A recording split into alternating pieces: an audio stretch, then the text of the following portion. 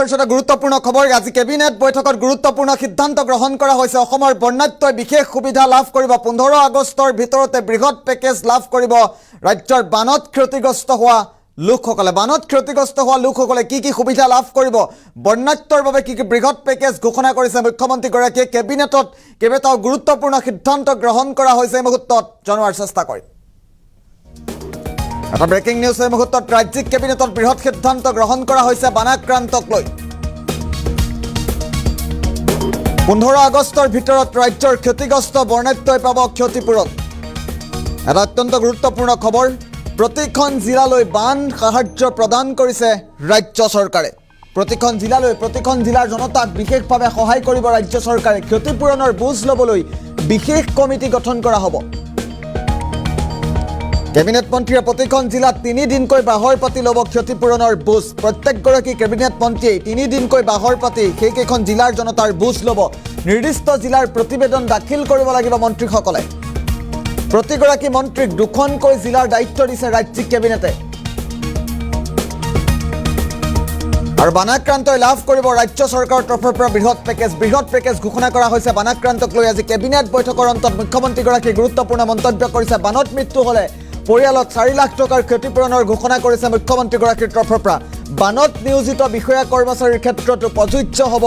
এই ক্ষতিপূৰণৰ ধনৰাশি শৰীৰৰ অংগ যদি হেৰুৱাই তেতিয়া ৭৪,০০০ টকা লাভ কৰিব মুখ্যমন্ত্ৰীগৰাকীয়ে কেবিনেট বৈঠকৰ অন্তত গুৰুত্বপূৰ্ণ সিদ্ধান্ত গ্ৰহণ কৰিছে প্ৰত্যেকখন জিলাৰ বাবে এই বিশেষ সুবিধা থাকিব 40ৰ পৰা 60% পৰ্যন্ত অক্ষমতা থকাসকলে পাব এই ধনৰাশি 60%তকৈ অধিক আঘাতপ্ৰাপ্ত হ'লে লাভ কৰিব 2,50,000 টকা কিছু মুহূৰ্তৰ পূৰ্বে কেবিনেট বৈঠকৰ অন্ত পৰিছে আৰু কেবিনেট বৈঠকত গুৰুত্বপূৰ্ণ সিদ্ধান্ত গ্ৰহণ কৰা হৈছে চৰকাৰী চিকিৎসকৰ দ্বাৰা সত্যতাৰ প্ৰমাণপত্ৰ থকাটো জৰুৰী বানাক্ৰান্তই হাস্পতালত থাকিলেও পাব ক্ষতিপূৰণ আৰু এসপ্তাহৰ অধিক সময় থাকিলে 16,000 টকা লাভ কৰিব এটা অত্যন্ত গুৰুত্বপূৰ্ণ খবৰ এসপ্তাহতকৈ কম সময় থাকিলে পাব 5,400 টকা কেবিনেট বৈঠকৰ অন্তত কেইবাটাও বৃহৎ মন্তব্য কৰিছে ৰাজ্যৰ মুখ্যমন্ত্ৰী ডক্টৰ হিমন্ত বিশ্ব শৰ্মাই প্ৰতিটো পৰিয়ালে পাব 25,000 টকাৰ এককালীন ক্ষতিপূৰণ 33%তকৈ অধিক যদি বানে ধ্বংস কৰে সেই খেতিয়কে ক্ষতিপূৰণ লাভ কৰিব প্ৰতিগৰাকী ভুক্তভোগী খেতিয়কলৈ ন্যূনতম 1,000 টকাৰ ক্ষতিপূৰণৰ ঘোষণা কৰিছে মুখ্যমন্ত্ৰীগৰাকীয়ে অঞ্চল বিশেষে 17,000 টকাৰ ৰাজ সাহায্য লাভ কৰিব ভুক্তভোগী খেতিয়কে আৰু ব্যক্তিগত ফাৰ্মৰ খেতিয়কে লাভ কৰিব 22,500 টকাৰ সাহায্য মুগাৰ প্ৰস্তুতকাৰীলৈও 7,500 টকাৰ ৰাজ সাহায্য প্ৰদান কৰিব ৰাজ্যিক কেবিনেটে বাসগৃহ হেৰুৱা বানাক্ৰান্তলৈ বিশেষ ৰাজ সাহায্য প্ৰদান কৰিব ৰাজ্য চৰকাৰৰ তৰফৰ পৰা সমতলৰ পকা বাসগৃহৰ পুনৰ নিৰ্মাণৰ বাবে 1,20,000 টকাৰ সাহায্য প্ৰদান কৰা হ'ব আৰু পাৰ্বত্য অঞ্চলৰ কেঁচা বাসগৃহ পুনৰ নিৰ্মাণৰ বাবে 1,30,000 টকাৰ ঘোষণা কৰিছে মুখ্যমন্ত্ৰী ডক্টৰ হিমন্ত বিশ্ব শৰ্মাই ধ্বংসপ্ৰাপ্ত জুপুৰীৰ পুনৰ নিৰ্মাণৰ বাবে 8,000 টকা ঘোষণা কৰিছে ৰাজ্যিক কেবিনেটে ক্ষতিৰ পৰিমাণ অনুপাতে নিহত পশুধনৰ ৰাজ সাহায্য 3,000 টকা ৰাজ্যিক কেবিনেটৰ তৰফৰ পৰা আজি বানাক্ৰান্তৰ বাবে কেইবাটাও বৃহৎ সিদ্ধান্ত গ্ৰহণ কৰা হৈছে কিছু মুহূৰ্তৰ পূৰ্বে ৰাজ্যিক কেবিনেটৰ অন্ত পৰিছে আৰু ৰাজ্যিক কেবিনেটৰ অন্তত মুখ্যমন্ত্ৰীগৰাকীয়ে বৃহৎ মন্তব্য কৰিছে 15 আগষ্টৰ পূৰ্বেই বানাক্ৰান্তই সাহায্য পাব প্ৰতিখন জিলালৈ বান সাহায্য প্ৰদান কৰিছে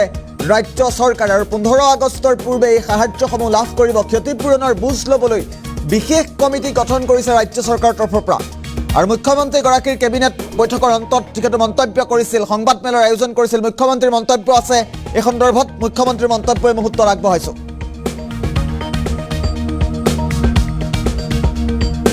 প্ৰয়োজন বিশেষকৈ ক্ষয়ক্ষতিৰ পৰা যদি চাব যাওঁ জলসম্পদ আৰু আন গোটেইকেইটা বিভাগৰ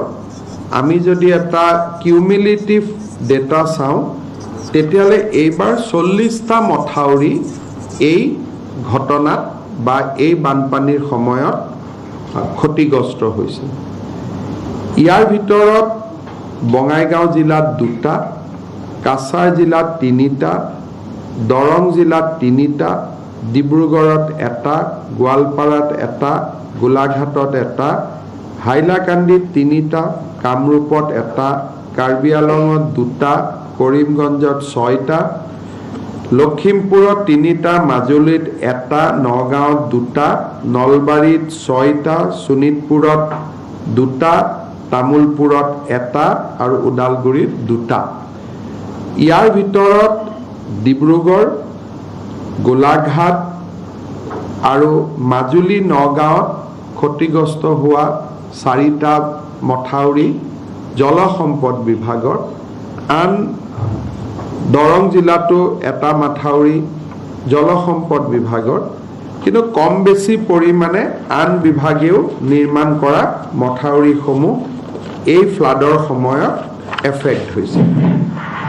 এতিয়ালৈকে আমাৰ হাতত পোৱা খবৰ মতে 922টা পথ বা ৰাস্তা এই বানপানীয়ে ক্ষতিগ্ৰস্ত কৰিছে। 52খন দলং এই বানপানীত ভাঙি পৰিছে। 52খন দলং এতিয়ালৈকে এই বানপানীত ভাঙিছে। এই গোটেই বানপানীৰ সময়ত দুৰ্ভাগ্যজনকভাৱে 38 গৰাকী লোকৰ মৃত্যু হৈছে আৰু কামৰূপ জিলাৰ আৰবান ফ্লাডিঙত 1জন লোকৰ মৃত্যু হৈছে। আজিও ডিব্ৰুগড়ত 1টা, দৰঙত 2টা, বিশ্বনাথত 1টা আৰু গোলাঘাটত 1টা মৃত্যুৰ বাতৰি আমালৈকে আহিছে। বানপানীৰ সময়ত NDRFৰ কেইবাটাও বেটেলিয়নে ইয়াতে কাম কৰি আছে, SDRFেও কাম কৰি আছে আৰু য'ত য'ত প্ৰয়োজন, বিশেষকৈ কেইদিনমান আগতে জোনাই আৰু ডিব্ৰুগড়ত আমি মেৰুন হৈ থকা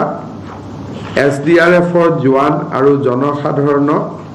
উদ্ধাৰ কৰিবৰ কাৰণে আমি বায়ু সেনাৰো সহায় লৈছোঁ আৰু এই মুহূৰ্তলৈকে আমি যথেষ্ট লোকক আমি সহায় কৰাৰ বাবে চেষ্টা কৰিছোঁ। প্ৰয়োজনীয় পুঁজি জিলা উপায়ুক্তসমূহলৈকে মুকলি কৰি দিয়া হৈছে।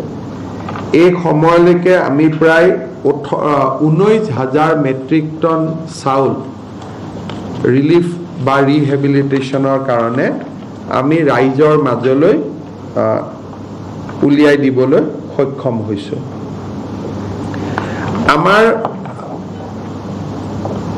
লক্ষ্য হৈছে যে দুৰ্যোগৰ সময়ত যিখিনি ৰাইজ আক্ৰান্ত হৈছে, যোৱা কালিৰ পৰা বানপানী অকণমান হ্ৰাস পাইছে।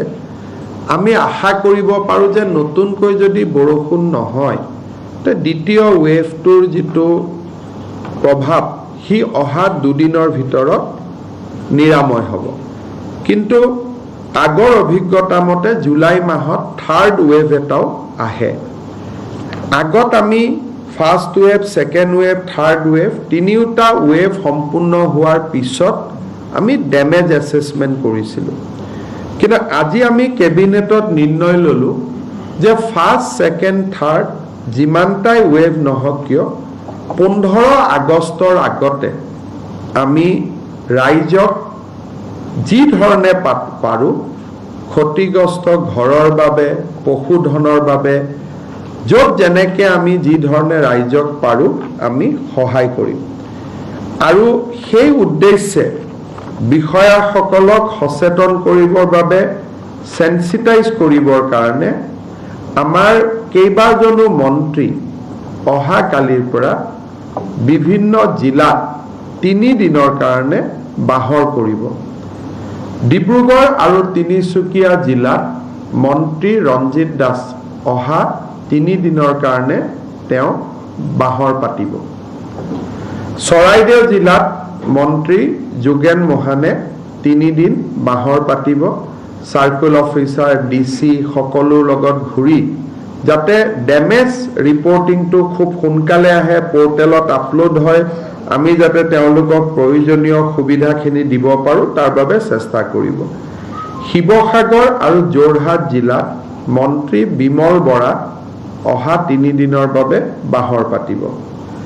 ধেমাজি আৰু লখিমপুৰ জিলাত ডক্টৰ ৰণোজ পেগুৱে বাহৰ পাতিব। বিশ্বনাথ, শোণিতপুৰ আৰু দৰং জিলাত অহা 3 দিনৰ বাবে মন্ত্ৰী পীযুষ হাজৰিকা বাহৰ পাতিব। গোলাঘাট জিলাত অজন্তা নেওগ তেওঁ 3 দিনৰ বাবে বাহৰ পাতিব। নগাঁও আৰু মৰিগাঁও জিলাত মন্ত্ৰী অতুল বৰাই বাহৰ পাতিব। মাজুলীত অহা 3 দিনৰ বাবে মন্ত্ৰী জয়ন্ত মল্ল বৰুৱাই বাহৰ পাতিব আৰু ওদালগুৰিত নন্দিতা গাৰ্ডোছা বাহৰ পাতিব। বৰাক উপত্যকাত বানপানীৰ ক্ষতিৰ বুজ ল'বলৈ আমাৰ মন্ত্ৰীসভাৰ দল এটা অহা সপ্তাহত বৰাক উপত্যকালৈ যাব